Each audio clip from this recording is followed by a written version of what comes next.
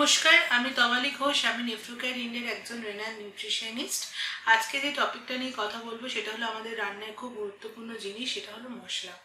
মশলা আমাদের বাঙালি বলুন বা যে কোনো রিজিয়নে যান আপনি, ভারতের বা পৃথিবীর যে কোনো রিজিয়নে, মশলাটা খুব ইম্পর্টেন্ট জিনিস। মশলা না ছাড়া কিন্তু খাবারে একদমই স্বাদ আসে না। তো সেই ক্ষেত্রে বলবো যে রেনাল পেশেন্ট এবং সব রেনাল পেশেন্টই আমার কাছে এসে বিশেষ করে প্রশ্ন করে যে ম্যাডাম, মশলা কি সব মশলাই কি খেতে পারবো, বা এটা লঙ্কার গুঁড়ো খেতে পারবো, এই মশলা খেতে পারবো, অনেক রকমের কোশ্চেন। তো আমি সবসময় এটা বলবো যে সবসময় গোটা মশলাটা ব্যবহার করুন, গোটা গুঁড়ো মশলাটা অ্যাভয়েড করুন। বাজারে কেনা গুঁড়ো মশলা তো একদমই নয়। এবং এটা অনেকের মনে প্রশ্ন থাকে যে ডায়েটিশিয়ানরা যে বারণ করছে যে গুঁড়ো মশলা খেতে না, তার মানে গোটা মশলা বাড়িতে কিনে এনে তাহলে গুঁড়ো করে আমরা খেতে পারি, তাহলেই তো হয়, এটা তো ফ্রেশ জিনিস, তাহলে তো ডায়েটিশিয়ানরা তাহলে না করবে না।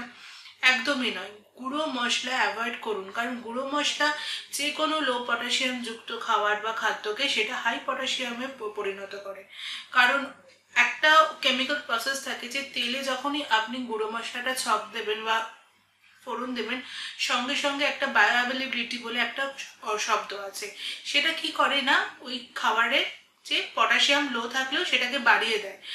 আমাদের রান্নার মধ্যেও কিন্তু অনেক সময় অনেক রকম রিয়াকশন হয়, তো সেটা যখন পটাশিয়ামটা বাড়িয়ে দেয়, তো সেই কারণে আমাদের কি করতে হবে, হ্যাঁ আমরা মশলা খাবো, মশলার যে স্বাদটুকু নেওয়ার জন্য আমরা গোটা মশলাটা ফোড়ন দেবো।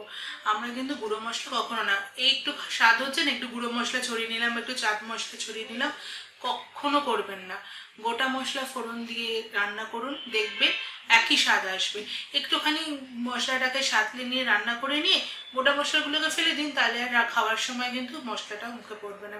এটা কিন্তু আজকের একটা গুরুত্বপূর্ণ টিপস। আরেকটা জিনিস বলে রাখি, যদি আপনারা কখনো গুঁড়ো মশলা খান তাহলে কিন্তু সব সময় জানবেন আপনি কিন্তু এই যে সবজিগুলোকে লিচিং করছেন, এত কিছু করছেন, যার ফলে যে আপনি ভাবছেন পটাশিয়ামটা আপনি কম খাচ্ছেন, কিন্তু এই যে গুঁড়ো মশলাটা খান তাহলে কিন্তু পটাশিয়ামটা কিন্তু আপনার বেশি সেই একইভাবে ইনটেকটা কিন্তু হয়ে যাচ্ছে।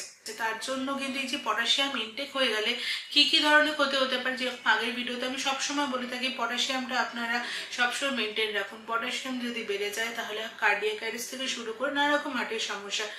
তো সেক্ষেত্রে বলবো যে সবসময় গোটা মশলাটাই কিন্তু ব্যবহার করবেন, এটাই কাম্য। নমস্কার।